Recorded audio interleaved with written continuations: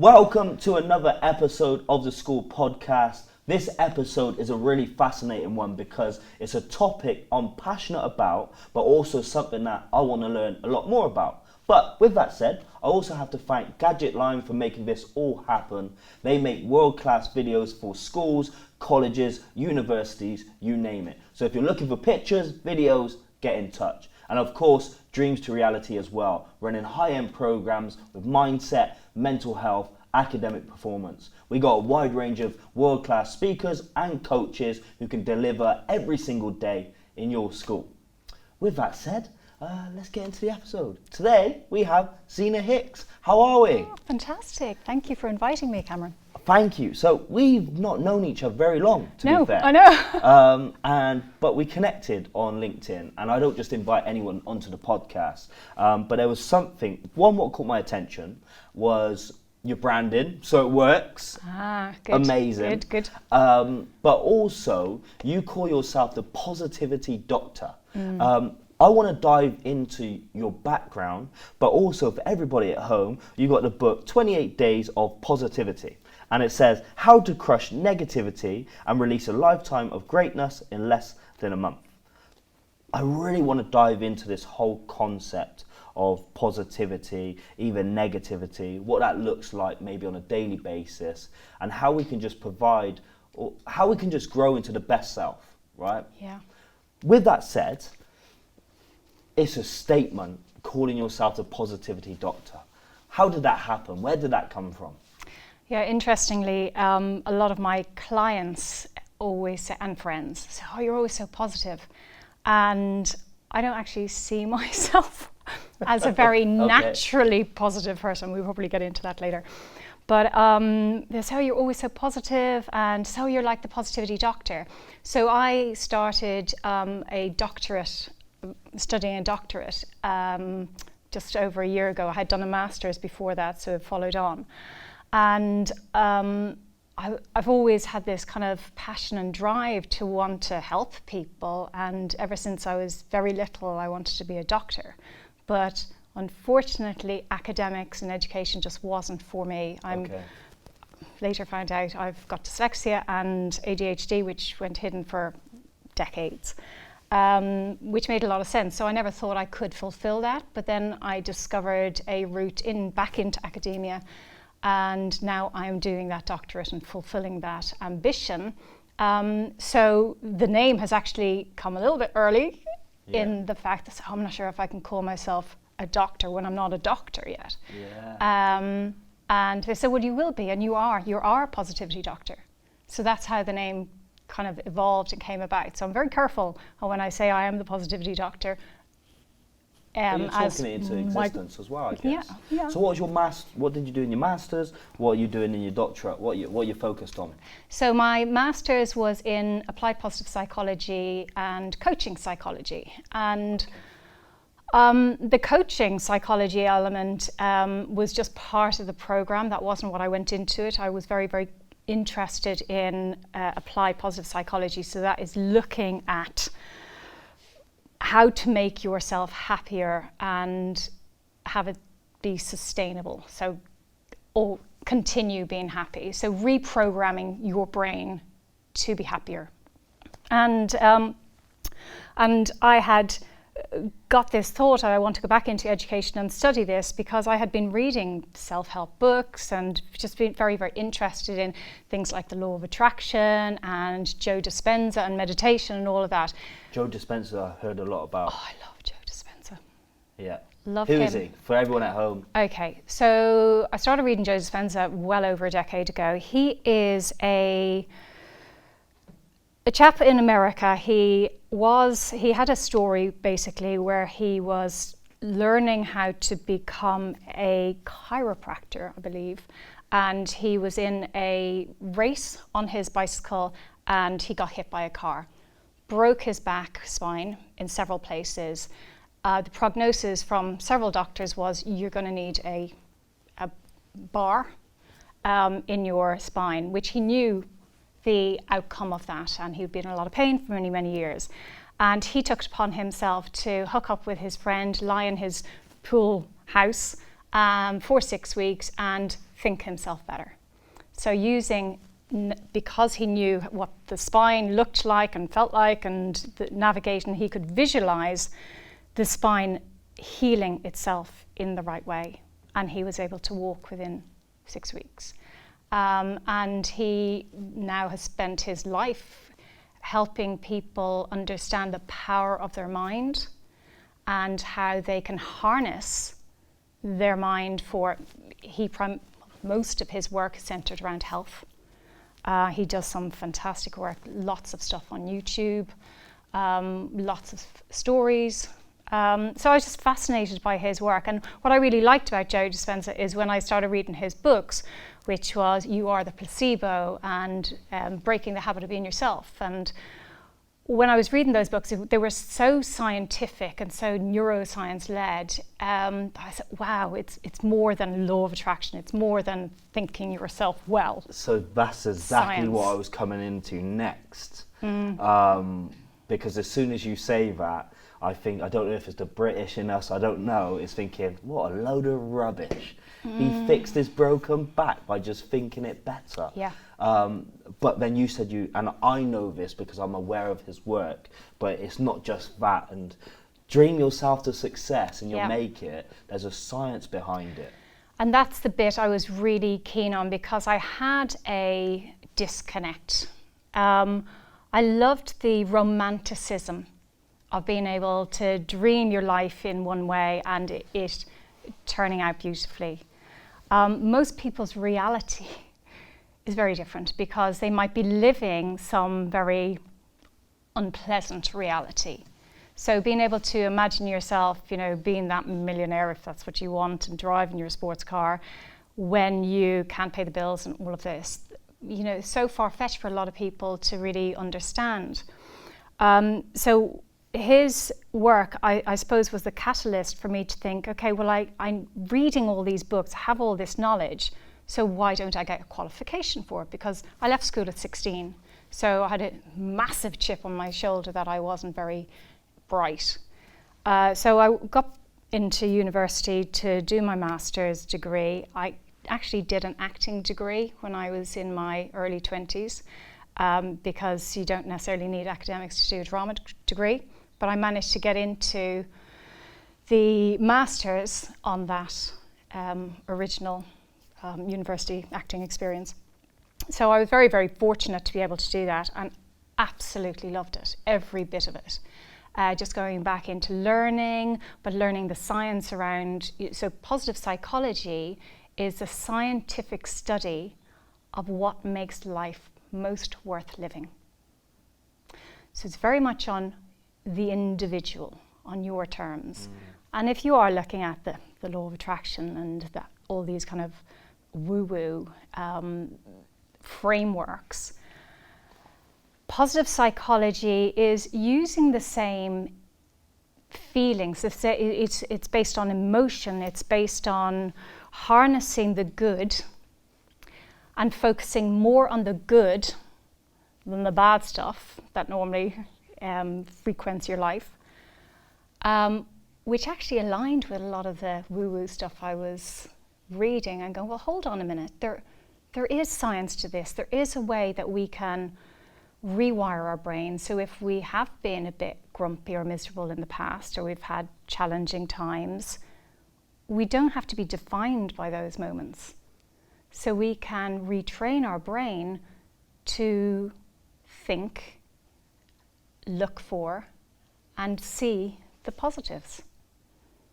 And ultimately that's where I came from, because when I was acting, and actually I was modelling before that, I went into the model industry when I was 14 years of age, and I was known as, my look, my brand was quite a grumpy model, quite serious, because I didn't find life very fun when I was younger. So, and even when I was in my working life in my 20s, I did find that I was very dark a lot of the time. So the fact that I could then change that darkness into something more light was quite extraordinary, and the catalyst for that was my kids. having kids. And when I saw the effect of my negative outlook or my negative natural being, and that comes from looking for danger, making sure that everything's okay, not wanting to get anything wrong, making sure that everybody thought I was doing okay, because of course everybody else is really important, are they? And it wasn't until my eldest son was 5 years of age, and there had been a couple of family deaths, some of our older relatives, and I was being affected by that, I was quite sensitive to moods, quite sensitive to people around me. And my 5-year-old started talking about death all the time, and we took him to a child psychiatrist, and she said, yeah, he's depressed. Wow. And it could be for, sometimes this happens, you've moved home, etc. It could have been because of these, your uncle, former guardian, died, and all of these things. So he's probably feeding off all of that. And it took me on a pathway of monitoring how my child was, and my children at that stage, was when I was feeling different ways. So when I was feeling happy, we're all dancing around the kitchen disco. It was great when we were all going out on adventures and geocaching, great. But when I was in my head thinking I'm not good enough, I can't do this, it's too much, there's so much, am I parenting correctly, am I doing this, am I, all of this.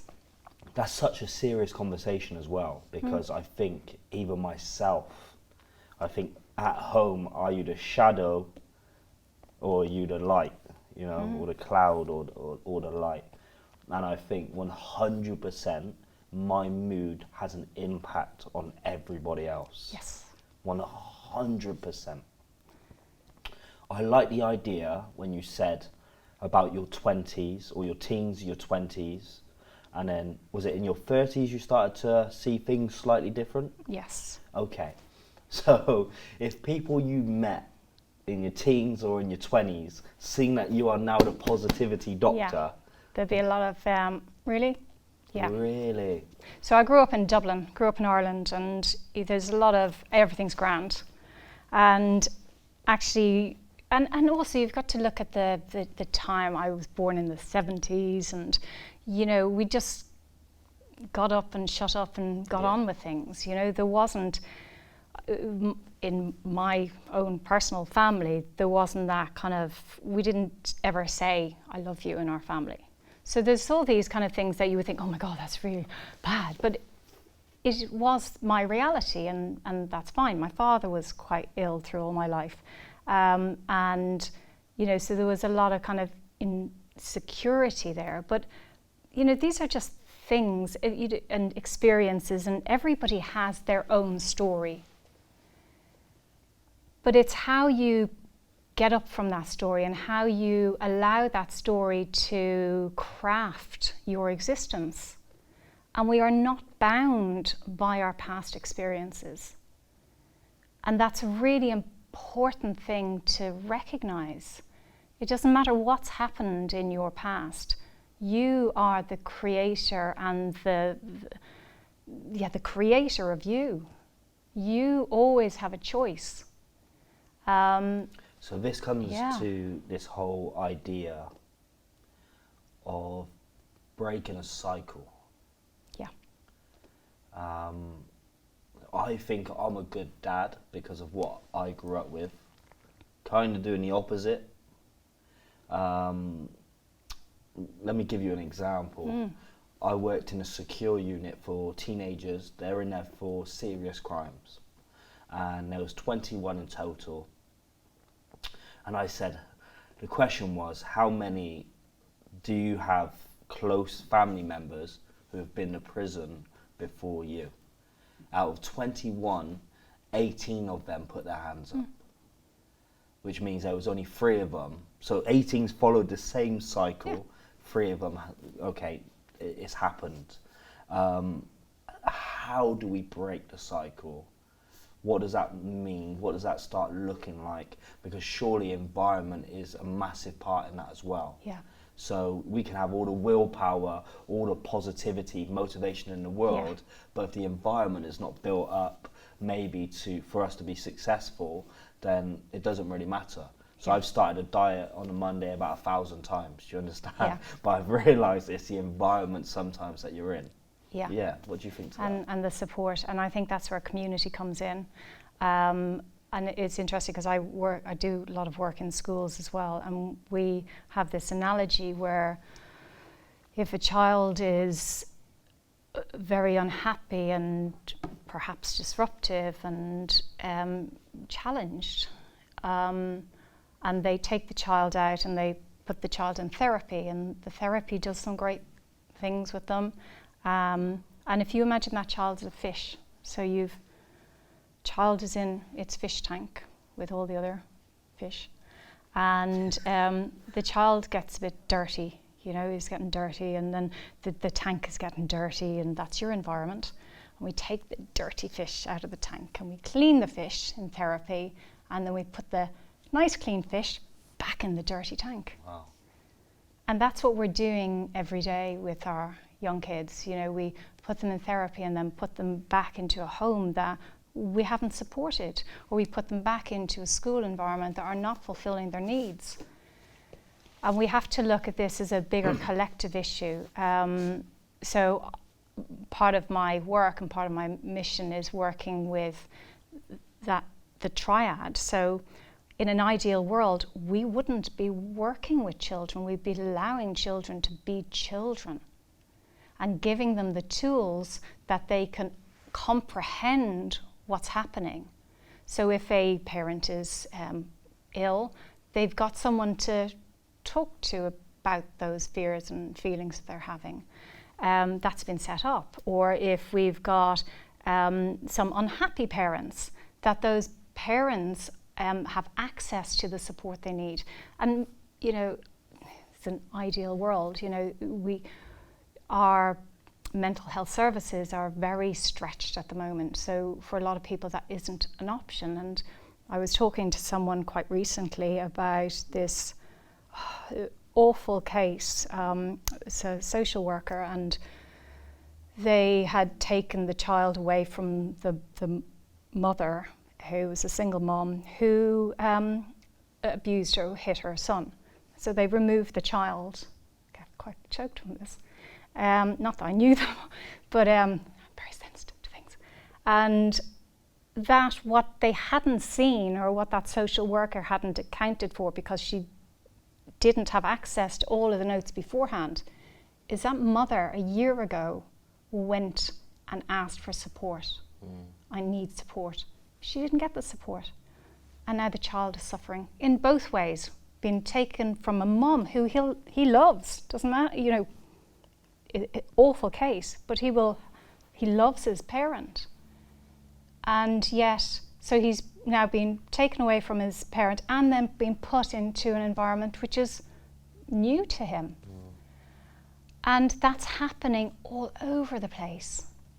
So in an ideal world, I'd love to see us not having to work with the children. Children should not be in therapy unless there is some, not as a general rule. I mean, there are children that do have needs that does need psychotherapy, but it's becoming a bit too common. And there are other ways. So we, as a business model, we use coaching.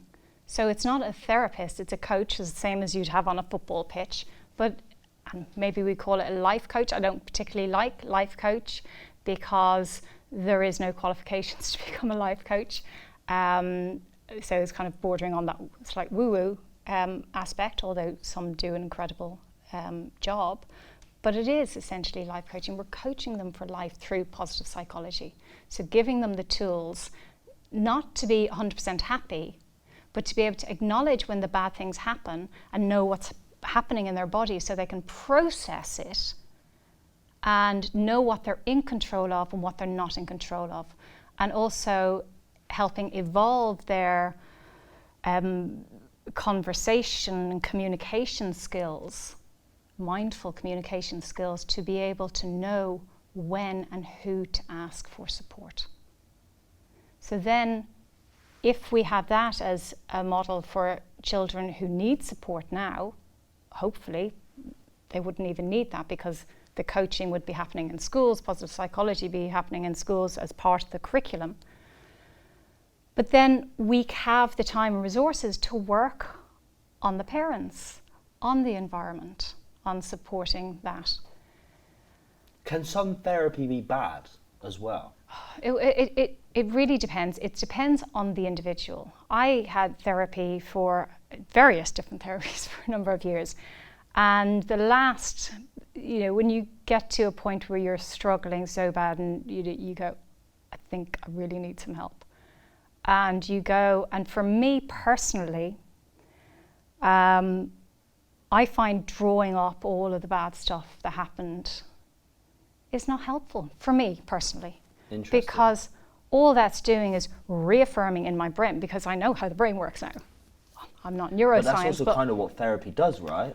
Yeah, so if you imagine you've got this synapses in our brain, so we are wiring and firing all of the time, so making these connections and making them, so a big traumatic experience would have a very strong connection. So if you think, I've made that connection so strong so you won't forget it.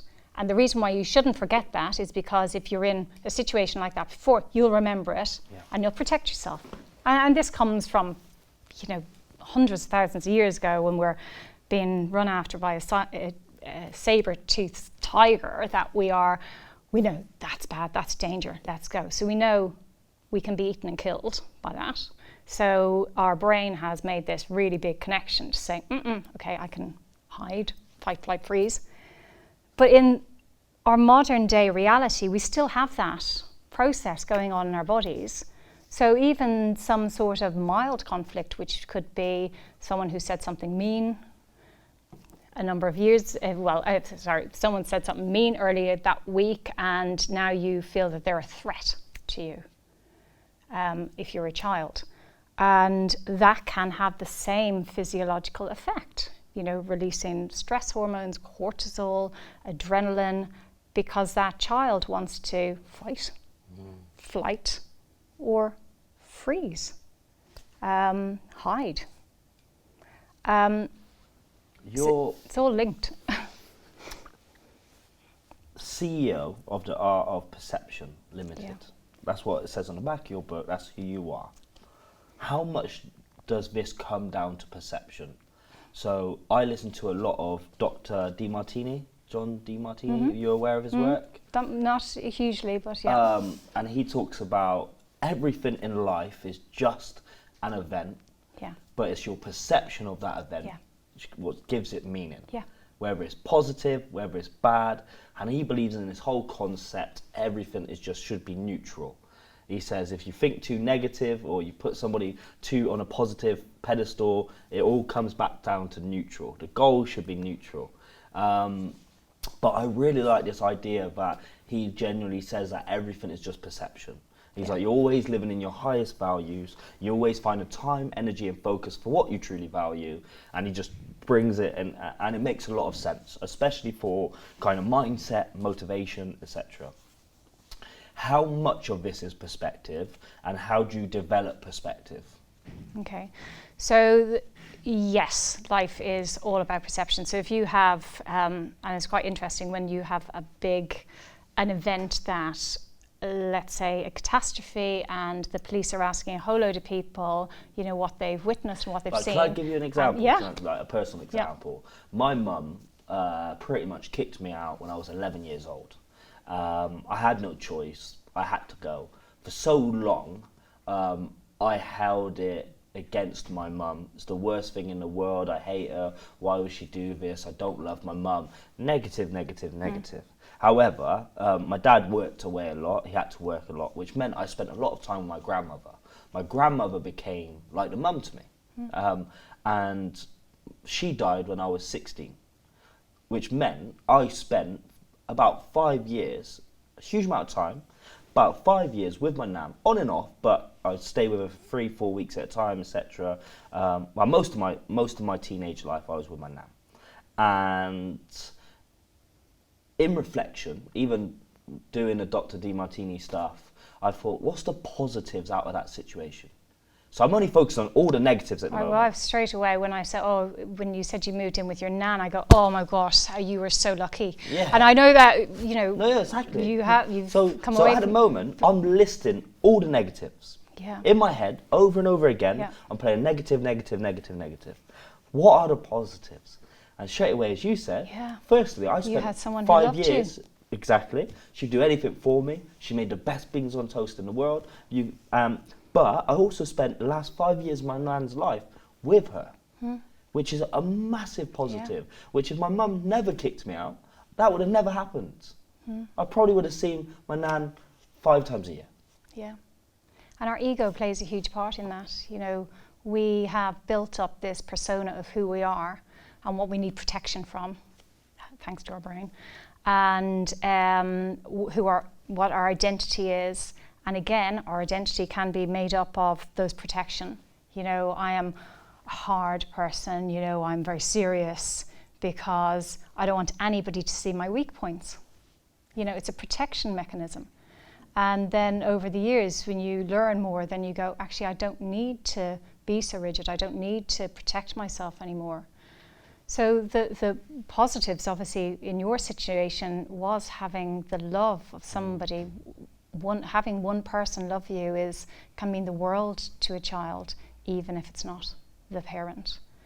And also with the parent, if they don't have the resources and the tools they need, they're doing the best that they can. And again, from their perception, they're seeing and what they've got. And sometimes it's never even about me.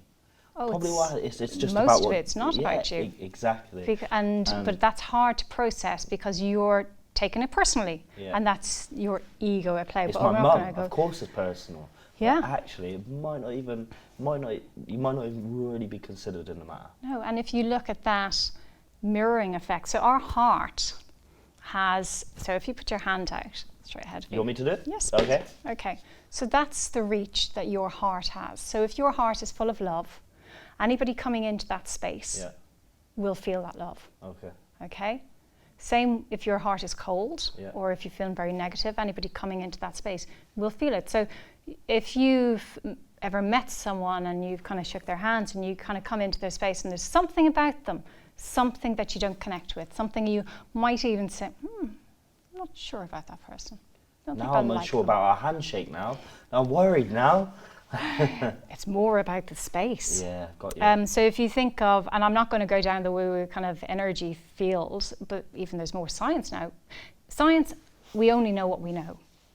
And in another 40, 50 years, we might discover how incredibly important this energy is. But if we take time to learn how we react and then choose to respond, and we can only do that by becoming more self-aware. So if your child's coming and saying the same thing over and over again about something that's happened and you know it's probably their fault, but you're going, okay, but if you take the time to validate their feelings, because it's very real for them, whether you agree with it or not, and say, okay, I hear what you're saying. Am I correct? And is this what you're saying? So repeating back to them. Giving them the time and the acknowledgement, things that part of positive psychology is active listening. And in active listening, we take the space to be fully present. And a lot of parents now, myself included, I am absolutely no angel, having a phone, something comes in and go, okay, and the child is talking to you and you go, yeah. Now that 30 seconds, that child now feels that the phone is more important than them. And even though you as parents say, they've been fighting with their brother again and over that thing, and you don't really have the energy or time for it because they're always doing it. But actually the impact on that child is feeling they don't care about me. So it's the trying to get that balance between either being a working parent or having a million and one things to do and being fully present for that child can be challenging, and most certainly without tools and knowledge and understanding themselves and self-awareness. So giving that space to the child, going, okay, I understand, I can see you're feeling or seem upset. And then just given that time alone can make a massive big difference. You know, is there anything you would like me to do? Yes. You know, if it's a sibling, possibly, and go, okay, but I didn't see it. So what could you do? So it's like working through that. Coaching, using breathing, breath work is phenomenal. So our autonomic nervous system, which is responsible for our fight, flight, freeze, so that's ingrained in us, and all of our experiences that trigger us. That autonomic nervous system is working without us. It is responsible for our heart beating, for our breathing, for our reactions. But we can actually do something to control that. And breath is one of the most profound influencers on that autonomic nervous system. So I go 4, 4, 4. I can remember that. Yeah. So breathing in for 4, holding for 4, breathing out for 4, holding for 4. You can follow a frame, see a box, so it's quite visual for some people. And really quirkily, it's used by the Navy SEALs in combat. Wow. So it must be of good use. Yeah. And they use it in combat to calm down the autonomic nervous system, to be able to respond rather than react. Back to perception as well. Can some people's negative be positive? So, for example, there's somebody in my family who always moans.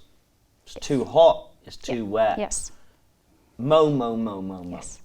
I perceive this person as negative. Yes. And it annoys me. Yes. But then I flipped it a little bit and think, when this person moans, do they probably feel good or worse? And probably, I come to the conclusion, they probably feel better when they moan. Yeah. They're happy when they are moaning. It's their habit, and that's where they feel So comfortable. are they happy? Is it positive for them moaning or not?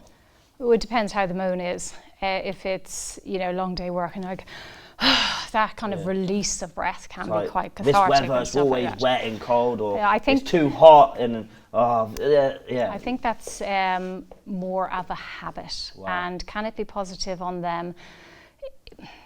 So we have in our brains something called the reticular activating system, and it responds to how we are. Yeah. Love this. And like with social media, when we go onto Instagram, I will see things that I might resonate with. So I very rarely see anything about fishing or anything about trucks or anything about other stuff. Mine's really good actually, until I got people who just send me absolute rubbish on there, absolute reels, and then my algorithm then's got all this rubbish. Yeah. No, those inappropriate reels your friend sends you. Ah, okay. Dave. But do they make you laugh? They do. Yeah. They do. Purpose. And then normally I find one and then send one back, vice versa. So our brain, our reticular activating system, is responding to what we are putting out there. So my interests are on positive psychology. It was interesting because I saw my husband's reel the other day and I go, gosh, you got all this acting stuff. I never see this. But that's his world, is in drama and film and theatre. And all mine, of course, is about coaching and positive psychology and all this. And, in my world, that's all that exists. But actually, there's lots of different realities out there for different people. So in our brain, our reticular activating, if you think of it as social media. So if I'm always moaning, I will always find things to moan about because that's what I will see. Wow. Whereas and this is a huge premise of positive psychology, if you're filling your brain with, stuff like positive psychology and fun stuff, and sometimes I kind of look at islands around the blue zones, and so I get filled with all of that. Cats, dogs, really fun. Well, that's what I will see in my world. So I'll see more now I will see more opportunities, I will see more positivity around me than I might have seen many years ago. You know, they say stay away from negative people because they always find a problem to your solution or something like that. Well, you've also got that if you think about energy as well. If it can affect you. So if you're around negative people a lot, or people who are struggling and always moaning, and that can be hard, especially if it's your family. So how important is that peer group then? So important. Because we talk about if you hang around with 4 millionaires, you become the fifth one. But if you lay down with dogs, you come up with fleas. Why is that a thing? Because we're feeding off each other's energy. It's like the fish in the tank. It only takes one bad apple to spoil the crop, and it's the same. We pick up on other people's energies. So if someone's moaning a lot around you, even if you're incredibly positive, you might find you are adopting some of their energy by going, oh God, this has been not sure how I feel. Because what's happening is that it's affecting things that are already innate in us. So I already have a lot of negative kind of influences in me. So if I'm around a lot of negative people, it will bring me down. And it's like that with everybody. So, and we're not talking about being around really sycophantic, positive people, because there's also what's very, very real is toxic positivity. So this is what I was going to ask you. This was one of my questions. Everything is amazing. And what is toxic positivity? Toxic positivity is a drive to be positive against all costs. So if you, for instance, and I borderlined it, when you left home, I moved to your grand's at 11, and my automatic reaction was, oh, he had someone who loved him. Where had I just focused on the grand but not then recognized the pain that was probably attached to that move. So only looking at the positive sides without acknowledging that negative things do happen and validating your feelings and how you're feeling and your thoughts.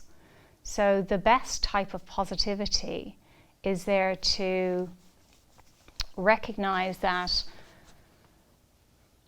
there is challenges in the world, either in the environment or what we're feeding on from the news, and I'll talk a little bit about the news in a minute. But if we are not recognizing that a negative space is the reality for a lot of people, and thinking that a bit of positivity is going to make it all better, that's toxic positivity. I just want to take a quick moment to thank one of our school podcast sponsors, Access Education. The guys at Access Education are on a mission to give every school the freedom to put education first. And they do this by bringing all your software needs into one place. Whether it is financial management, HR, payroll, parent communication, or classroom content and assessments, they have you covered. They work with over 9,000 maintained schools, academies, MATs, and independent schools across the UK. On another note, I've personally worked with Access Education for a number of years. The team, the work they're doing is unbelievable. So hit all the links in the bio, check them out, and yeah, let's get back to this podcast. You mentioned the Navy SEALs earlier, and there's a guy called Jocko something. There's a clip on what goes online, and he always responds with good. So he said, okay, I've got a divorce. Good. I'm struggling. Good. Because he's like, his perception is that you need to go through these things for you growth. To be the person that you need to be. Yeah. So he says, instead of looking at it as a bad thing, he's not saying that it's not a bad thing, but he's like, okay, my dog died. Good. What's next? Yeah. And I quite like that idea. That is 'Cause nice. That's not like yeah. toxic positivity. No. It's just also shocks the person, I guess, you're coaching, because when a student might come in and they'll be like this, and this, and you're like, good. Yeah. They'll be like, What? What? Yeah. I don't know. It might. Yeah. What do you think to that? Yeah, I think that's it's a great concept, and having the tools to be able to go to in times that you need them. I think that we do need to recognise some challenging experiences as growth opportunities, and something you just touched on, which was life is happening for us, not to us. And just that change in mindset alone, that everything that happens to me is for me. And really, sometimes I don't understand it and I don't agree with it. How can, my dog dying or my partner dying, how can that be for me? And that can be really hard to get your head around. And it comes to a certain amount of trust, that if you can find ways to lean into recognizing what good there is around us, we can start to identify the opportunities to, I'm going to say something very broadly, but make the world a better place.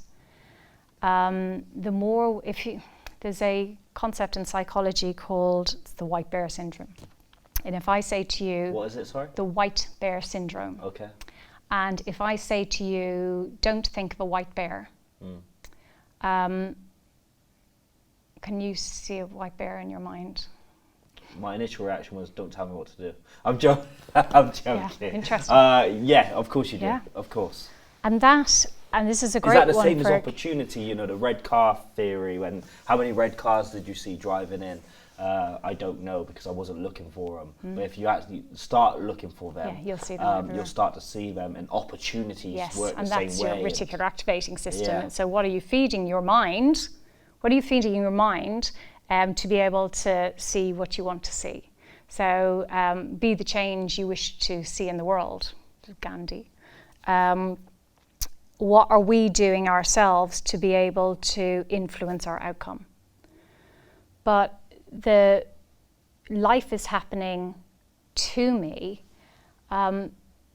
is a really great one, because and the white bear syndrome, and coming back to that, and don't do this, or don't think of a white bear, or when we're talking to our kids. And my most favorite one when I was young was, I also am one of these people, don't tell me what to do. My mum used to always say, don't spill that, don't do this, don't do that. And I would literally always do what she said don't. Because we do. We don't get the don't, or I don't want, that word, or the no. Our brain doesn't compute that bit. It computes the instruction. So I've said, don't think of a white bear. You're thinking of a white bear. Don't spill the tea. So I've been given a direction. So when we're talking to our children, we have to be really careful on the directions that we're giving them. So say what you want to happen, not what you don't want to happen. And the same with life. Don't spill the drink. What's an example of what you want to happen? Well done at carrying that so carefully. Yeah. You're carrying that really, really well. So the good instructions. Interesting. And it's the same, isn't it? If you're riding your bike through the woods and you don't hit the tree, you're focused on the tree. Focusing on and the tree. It gets closer to you. And in our lives, we spend a lot of our time. So I don't want to be I don't want to be poor anymore. I don't want to be around negative people. I don't want this, I don't want that. But actually, what do we want?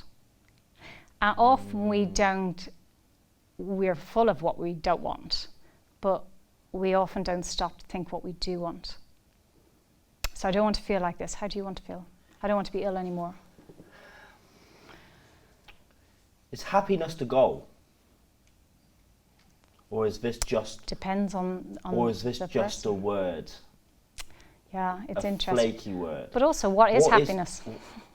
So if you just say, people just say, I just want to be happy. And I think happiness is like any other emotion, and I think it's overrated. Because if we're always happy, life wouldn't be as beautiful as life is. Yes. Where I think actually as humans is the goal to be productive, to be efficient, to be effective, and within that you find happiness, but you also find sadness, you also find all these other emotions. Because I really struggle when people just say, you know, I just want to be happy, or yeah, you know, you got some happiness people on Twitter and stuff like this, and it's like, I just don't know if that's really what we should be promoting, but I don't know. Yeah, no, it's a really interesting concept. And what is happiness? Well, your idea of happiness might be very different from my idea of happiness.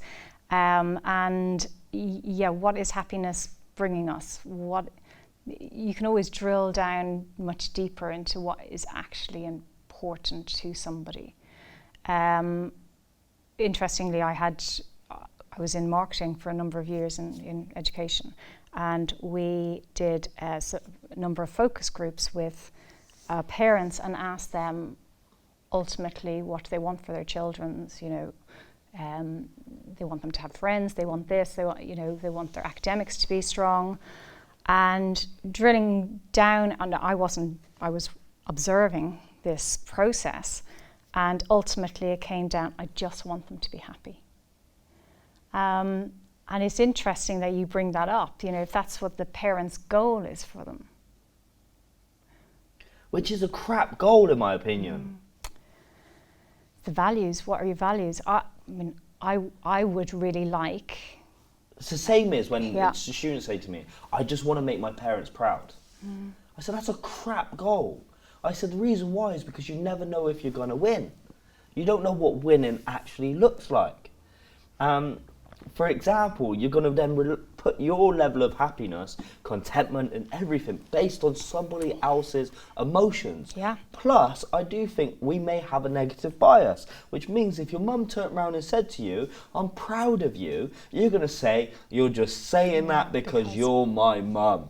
You have to say that. So it's like, it doesn't make sense. Yeah, interesting with the proud, and you have, well, there's a couple of things around that, is how often we say things, and if we're using kind of those cliche phrases like I'm really proud of you, or you're so smart, or you're very kind, but being a lot more specific, saying, oh, it's really interesting how you phrased that. That was actually very witty. That made me feel good. Or so there's different ways of getting that narrative around that connect more heartfully to a child.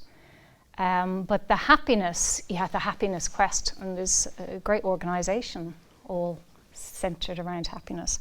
Do I have the answer for that? Possibly not. I think our life is not about an end goal, it's about the journey.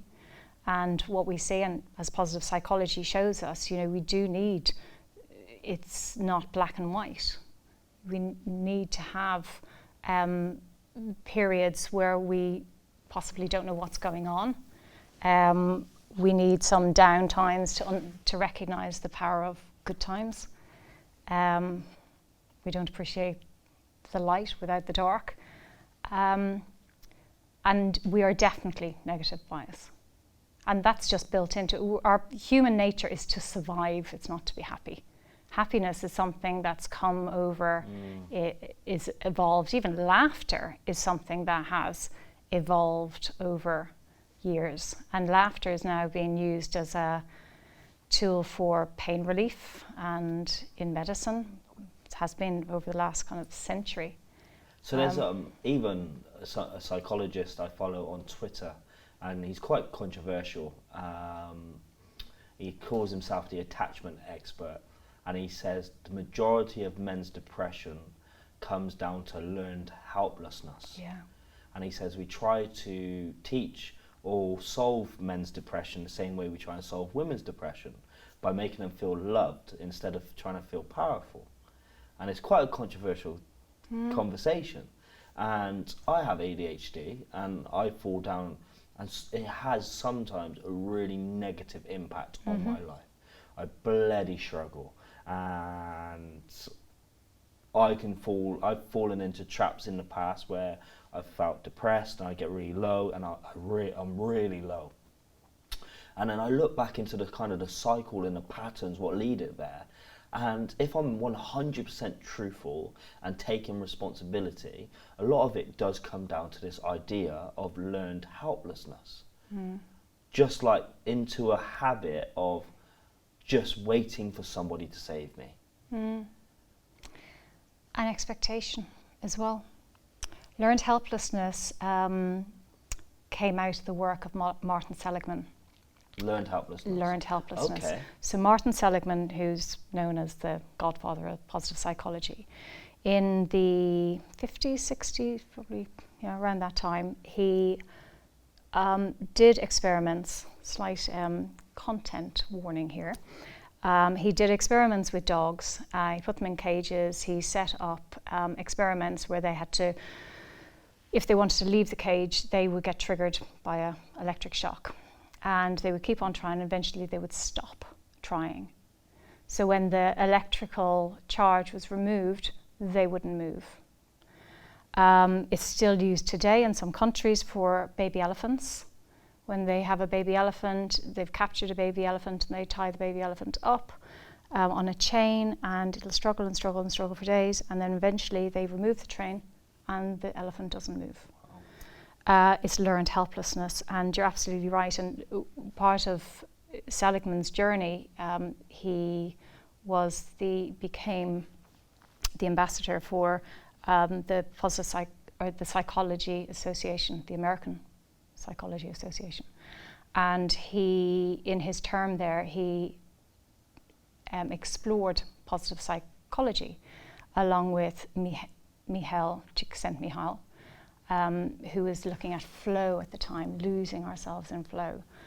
And he was taking this learned helplessness and seeing how animals can get into this cycle of not wanting to do anything even if they're given the freedom, and recognizing how humans respond the same way, maybe not by electric shocks, but by the thing, if you are in an oppressive environment, you'll stay there.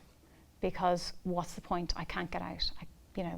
So that's you get into that learned helplessness. And he came up with, could we do the same for optimism? So he explored learned optimism. And learned optimism takes a lot longer than learned helplessness. So it is a practice, it is persistent, it is a daily practice to do it. And I mean, I even know, I meditate twice a day, and I even sometimes still go very, very low. But because I have the tools, one, I don't stay low for very long, and two, I know exactly where to go to pick me up. And my pick-me-ups, so I keep the meditation as a stable, whether I feel it works or not, and then gratitude, positive affirmations, and acts of kindness are the three key tools I go into. And the gratitude is, because when we're feeling really down and feel life is miserable, the last thing we're looking at is what we're grateful for, even though there are always things to be grateful for. I'm indoors, I'm not outside in the cold. So if you can find those things to be grateful for, you're triggering your reticular activating system. So your brain is going, oh, we're looking for things to be grateful for today. Okay, let's do that, rather than self-bashing ourselves. So, and sometimes it can be so ingrained in us that we need a little bit of extra support. And self-talk, so self-affirmations, they are positive things we say to ourselves to reaffirm that things are good around us. And it's not about, I am happy, I am healthy, I am wise, although that is one. But every day I'm getting stronger and stronger is another kind of old school affirmations. But it's more that you've got this today. You're out of bed, well done. And it's those self-talk and actually out loud. I have an awful habit of working very late on my computer. And again, I will to break that habit, because it's so easy when you're in that kind of negative flow and then that spiral, we almost need to stop ourselves and self-check in with ourselves and say, you're working late, you're on this computer, is this really what you want to be doing? What do you want to do? So this is, I don't want to be working so late. What do you want to do? I want to do this. Okay, what's the reality of that situation? How much is your body and your mind connected? So can you make yourself ill and can you make yourself well? Obviously we talked about the example earlier about fixing your back after 6 weeks, but I want to share just like a little bit of a story with you. And I think it was all caused because of stress. Yeah. I was walking my dog on a Thursday afternoon, literally with my daughter, and I was getting tingles in my feet. Because of that then, I started to overthink everything, and I did the worst thing possible. I typed it into Google, and it gave all these things I could potentially have, pretty much saying that you could be dying. Yeah. If it started to spread, you're in trouble. So naturally, my mind started to overthink absolutely everything. And naturally, as you can imagine, it started to spread. And literally to this point, it's happened over 3 or 4 days, and I've not really spoken about it much. And that week after, I was in Ipswich for the whole week. And I travelled down on a Sunday night, still not in a good headspace. This point sounds absolutely ridiculous.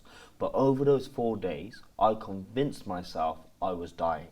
Genuinely, I convinced myself I was dying. My hands were cramping, my legs were cramping, and to the point, I went into school on Monday, done what I'd done, talking about motivation and positivity and all of this, to then the point I said to my apprentice at the time, I said, I've got to go to Ipswich Royal, I'm going to go to Ipswich Royal Hospital, I'm leaving you at the hotel, I've got to go. See, my wife at this time was like, what's going on? She's all the way 4 hours away. But I went into Ipswich Royal Hospital. You know, I walked in, as you can imagine, everyone's got, you know, a bottle hanging out their head, a broken leg here, and then I got to up to the reception. She said, "What's wrong?" I say, "You know, I got pins and needles in my feet." But anyway, explained a little bit, and they done all these blood tests, all these checks, everything, and you know, waiting after that for literally 90 minutes was the worst 90 minutes of my life. I literally remember ringing up my wife, crying, etc., and saying that it's it, I know it's it, I convinced myself that was it. And then walked in, met the doctor, and the doctor turned around and said, you're fine, you're healthy, 27-year-old man at that time. And I said, well, I almost didn't believe him. Yeah. I said, you've got to do these checks, and they've done some more checks, and pretty much said, I think it's just stress. I think stress? Yeah. I said, I'm Cameron Parker, I don't get stress. What do you mean stress? Yeah. And when I look back on it, it was just a massive build-up, and that was the result of it. Yeah. And yeah, I'm not surprised by that. So the great majority of cases going into the GP are stress related. So there's loads of different conditions like autoimmune diseases, like ME are related to stress. They're even saying that some cancers are related to stress, but that's not fact checked. You can imagine, you can see it. Yeah, but a lot of the anxiety issues are related to stress. I mean, that's an easier one to look at. My own personal experience is when I had my very first panic attack when I was 20 years of age. I was driving home. It was a year to the day that my dad had died, and I had convinced myself that I was going to die on the exact same day as him, a year apart. And I had my very first panic attack from that thought, and had 5 years of them after that. And panic attacks are related to our thoughts patterns. And sometimes we might just be driving along or sitting down and we're not thinking of anything horrible or anything. And all of a sudden a panic attack will come out from nowhere. But what's actually happening is we are thinking, but we're thinking unconsciously. So if you think of our brain, as one big computer, and we have downloaded all of this data from our whole entire life, and that could be some traumatic stuff, it could be relationships, could be whatever. And the more painful those situations, as we said about those wiring in our brains, the stronger those connections are to keep you safe from it not happening in the future. So these are all stored, whether we're conscious of them or not. And most of our thoughts a day are unconscious. So we're not actively thinking. Our mind is thinking without us. It's our automatic response system. And being automatic during the day can be really helpful, because we don't want to kind of learn the same direction to the shop, or we don't want to have to get in and relearn how to drive the car. So automation is really useful for us. So we don't have to think about brushing our teeth. Sometimes we just do it. But it can be also very unhelpful, because we could actually go through the whole entire day on a process of automation, automatically doing what we've thought, the same thing day in, day out. There is a theory that between 20 and 5% of our lives are where we're consciously aware, and that means we're learning, we're engaged in a conversation, we are problem solving. This is when we're all using our conscious mind. So the subconscious mind or unconscious mind is working without us, and that's the bit that can make us ill. So if we're thinking, so let's say, so if you're not growing, you're not learning, you're ultimately dying. If you're not consciously, purposefully thinking about who you want to be, where you're going, what you want rather than what you don't want, you're going to find that life might be a little bit more challenging. Wow. And that's how lots of people fall into those patterns and say, well, I'm trying, but it takes a lot of effort, and it comes back to that. That also happens when you're knocking on death, when people have cancer, and people they gave me 6 months to live. 3 years on, I'm still here. Yeah. I was ready to fight conscious effort. I was going to fight it. Yeah. And then other people will just accept it. There are so many little kind of nuggets and stories around people making themselves really ill on just their thoughts. But equally, people are making themselves much better on not only thoughts, but and this is where Dr. Joe Dispenza's work comes in, and he is working with people. And I only use cancer because it's such a deadly, horrible situation for a person and the community around them to go through that. My dearest friend died when she was 30 from breast cancer. And part of me always kind of thought on that moment was like, if I could have helped her, if I could have done this, if we could have worked this. But also it depends on the person. You have to be in a right, it's the same as you talking about that person and people I know who are always down, always something to moan about. And I can't help them. You can only help people who want to be helped. And I had this premise of, I've done it a couple of times with people who are really, really stuck on, and they've come to me for coaching and say, well, therapy hasn't worked, this hasn't worked, that hasn't worked, and there'll be loads of excuses under the sun. And they said, how much do you charge? And I said, well, how much do you think this is worth? Okay. And they'll say, okay, well, normally, and I know this, and so I'll pay this. And I says, okay, double it. Because unless it hurts you, you are not going to make that decision to make a change. And sometimes with these cancer stories, they have stage 4, and then they're a week to live, and then something happens. It almost like they let go. They allow their almost giving into it, and then they find a recovery happening after that. It's almost the body has been given permission to reset. And I find that absolutely fascinating. And if I had been educated formally and hadn't gone into education so late, that's what I would have done. I would have done neuroscience. I would have done this mind-body connection, this healing section, very much on clinical psychology. But I find it absolutely fascinating. Why is it easier just to provide somebody with an antidepressant than it is to talk about the stuff that you're sharing now?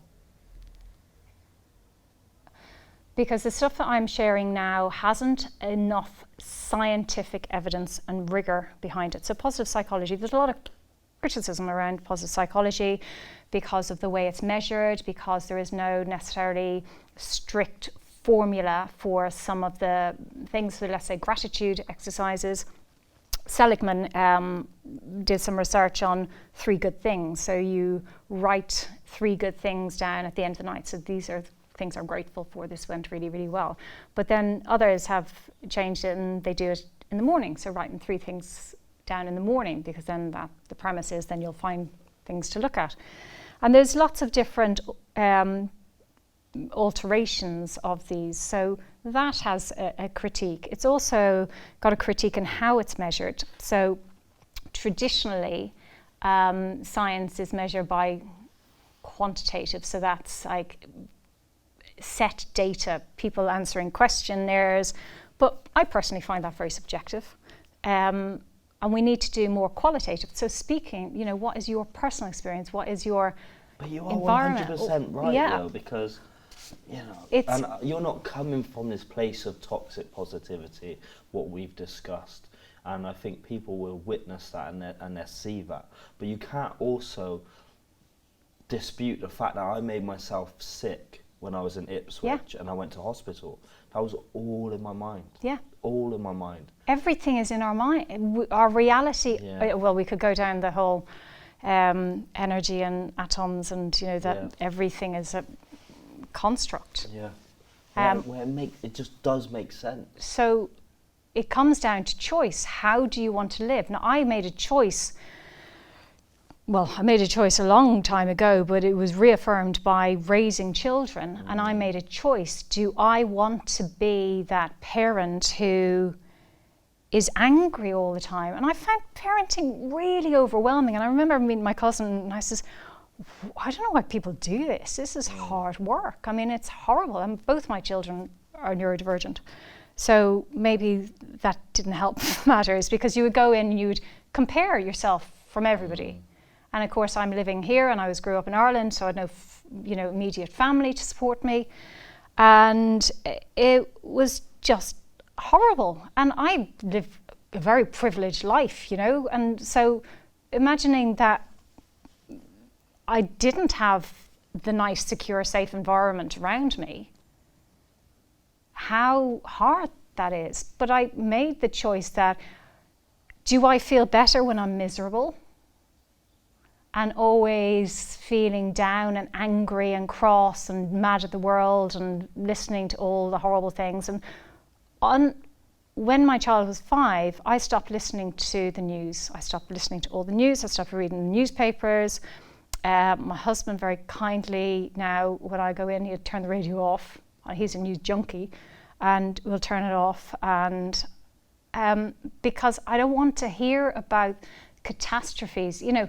Obviously I've discovered COVID was happening, and it was very, very real, and it was a hard time because for everybody, especially young people who are very subjected to this news of their granny dying or their family at risk, and now their social connections are gone. And that was awful. It was a big, powerful negativity patch, although a lot of light came out of that in certain areas. But you do have a choice, and you're not going to get better. You're not going to stop those negative thinking patterns and those horrible emotions if you're not putting yourself into a position where you can make that happen. And if everything is dark around you, what are you feeding your brain with on social media? Is it comparing with everybody else? As a parent, seeing all these kids that actually did what their parents asked them to do, and mine didn't. One of them literally, anytime we go into a restaurant, sat under the table for the whole entire meal with his food. I'm like, oh, seriously, it's really embarrassing.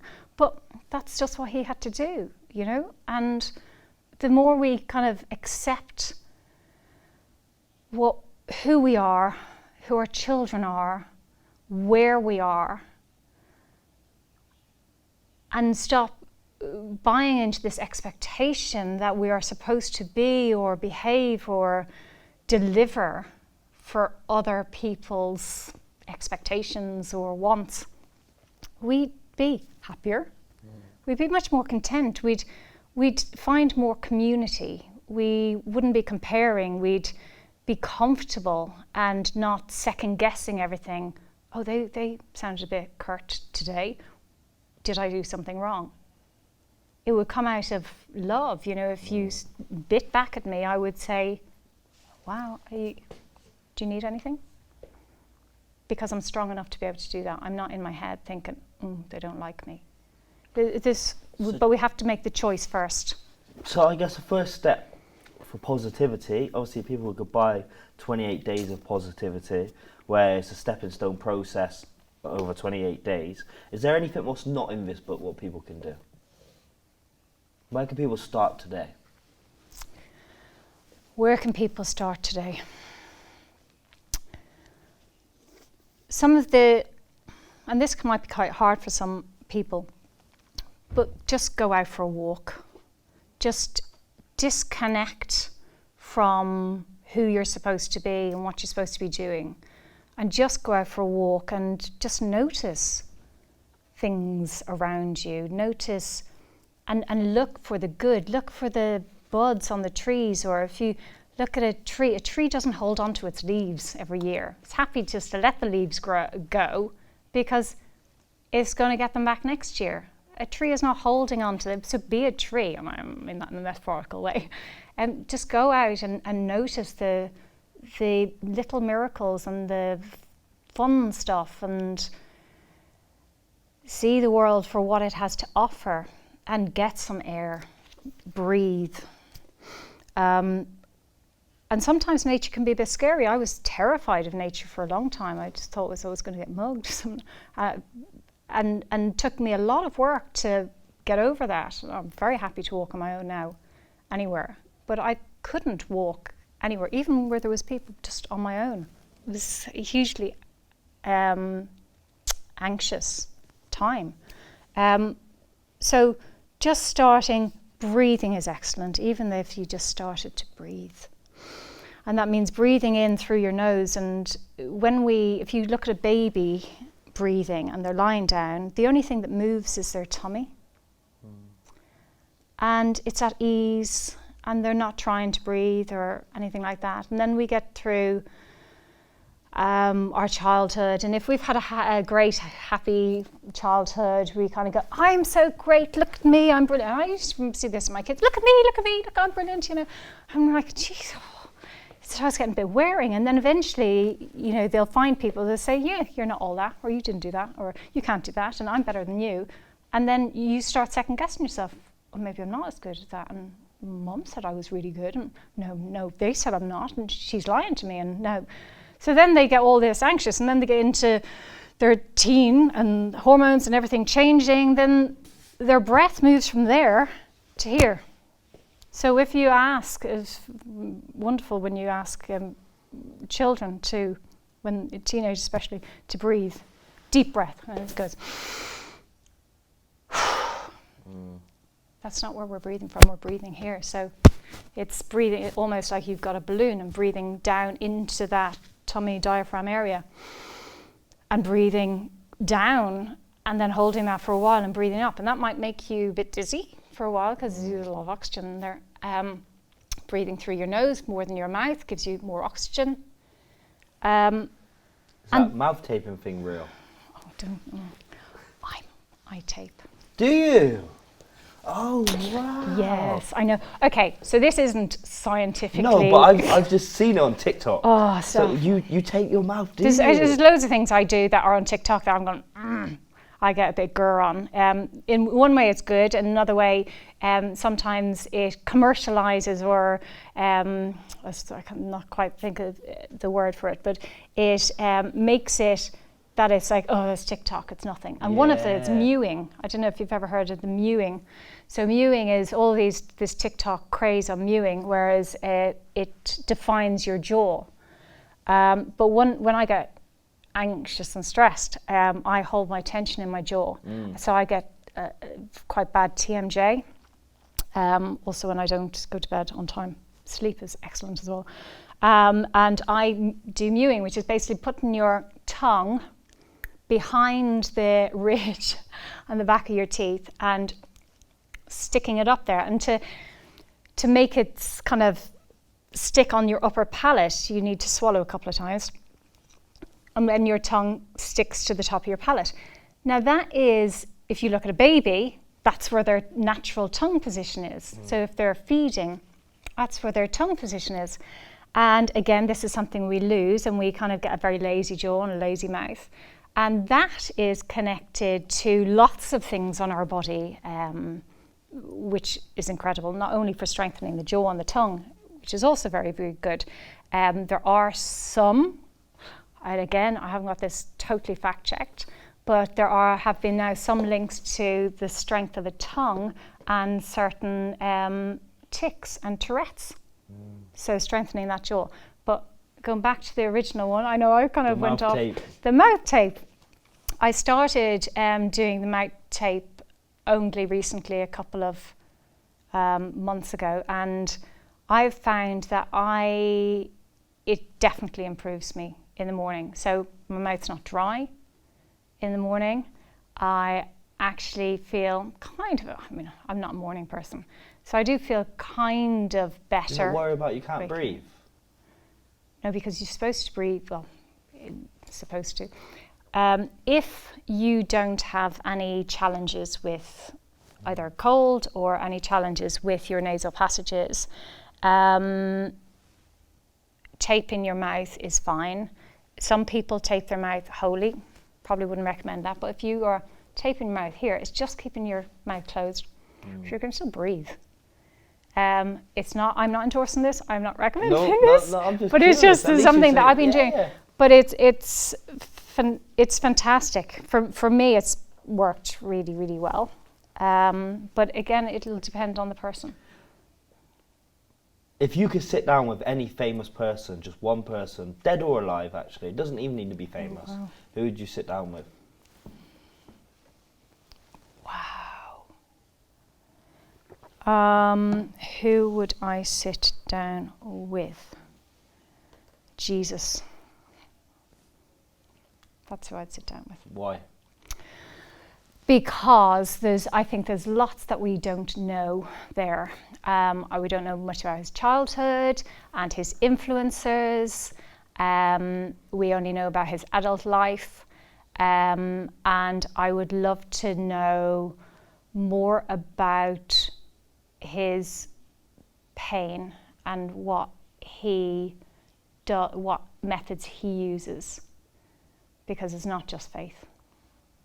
It's that higher power stuff. And I think we could all religion has been quashed quite a bit in the Western society over these years. And if you look back at some of the lessons that they talk about community, they talk about in a very dogmatic and rigid way. But then it was created in a time that there were no rules or laws, so they had to be more rigid.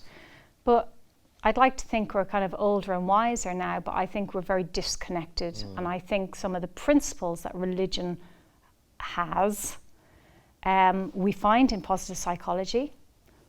It's looking at kindness, it's looking within, it's having a higher purpose, being kind to your neighbour, acts of kindness,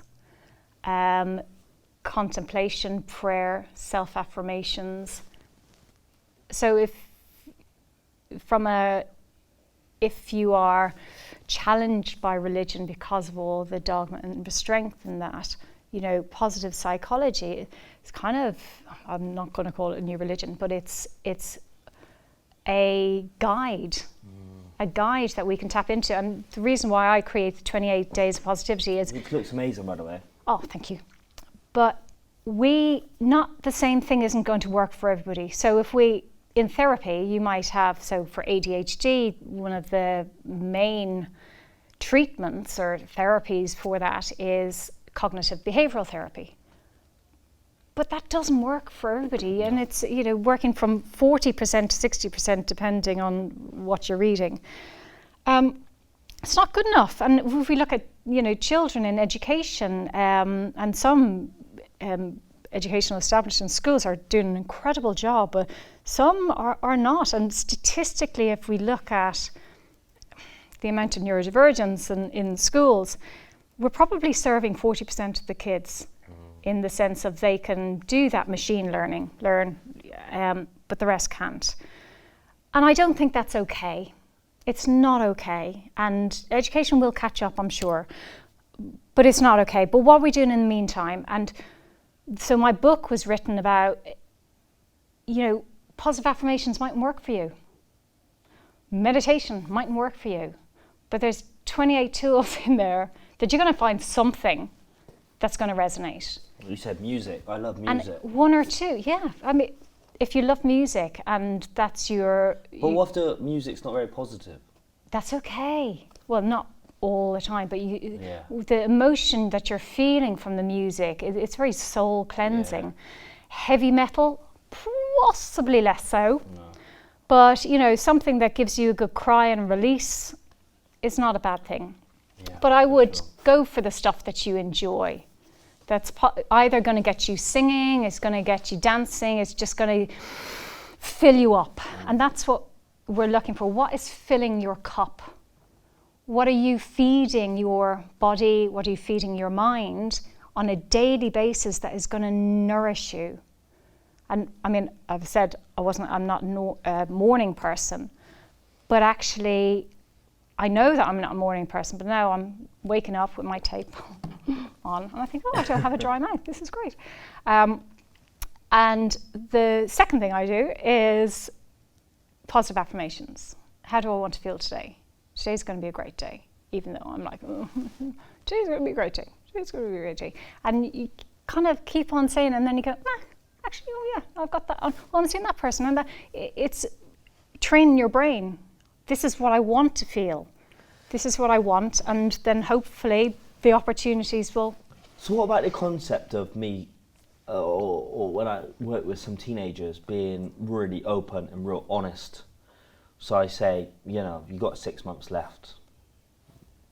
Some of you have done absolutely nothing. The reality is you need at least 5 GCSEs, all your English and maths to work in McDonald's nowadays. And if we don't fix it up, what does the next 5 years of our life actually look like? Is that not positive? You're asking them what they want, so that is positive. Yeah, interesting. You know, it's so okay. I picture out, you've got these expectations, and most of the time their expectations are huge. They want to earn 75k a year, Yep. They want to do this, they want this, this, this and this. But I say, this is what you want, but we're currently operating over here at the moment. Yeah. You say you want to earn 100 grand a year, but you can't tuck your shirt in when you're asked. It's kind of a bit of a disconnect. Yeah. So it's like I'm painting the picture for them. Yeah. But I'm very direct. But I wouldn't say it's negative, or I wouldn't say it's positive. But I'm not going in there to say, guys, just believe in yourself. And that's not going to work. No. Yeah, especially not with that age group. No. It's connecting with what's important to them. You know, so you saying, what do you want? I want a 75k a year. Okay, so is this person standing here a 75k a year earner?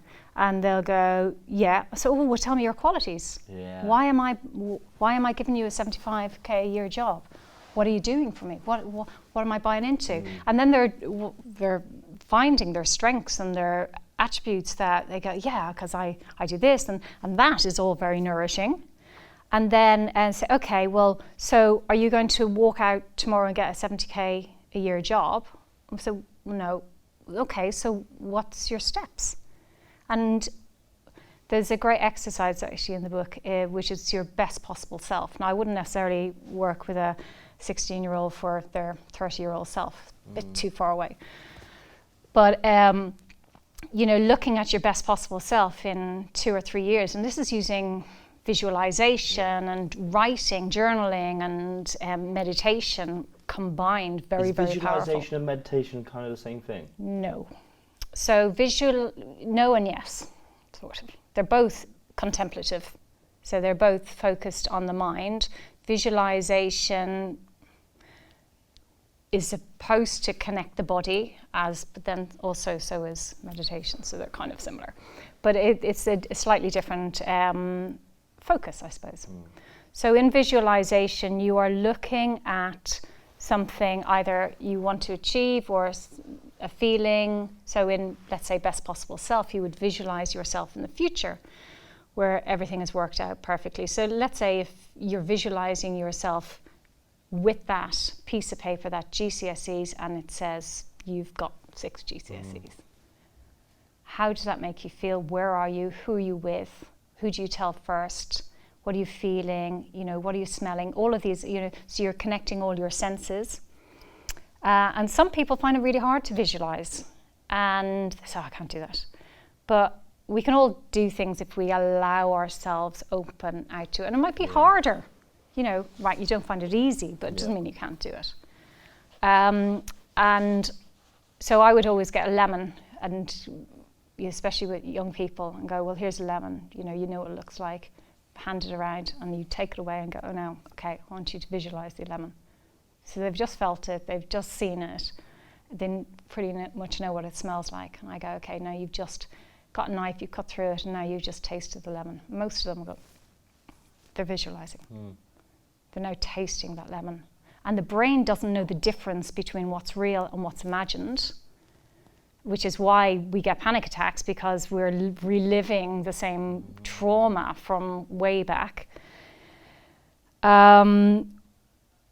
And so visualization is a really, really powerful tool, and it's used so much in sports.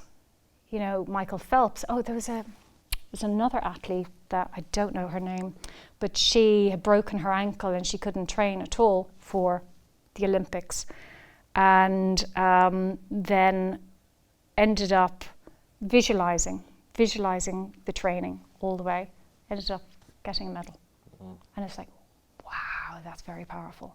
So this goes into your mind-body connection.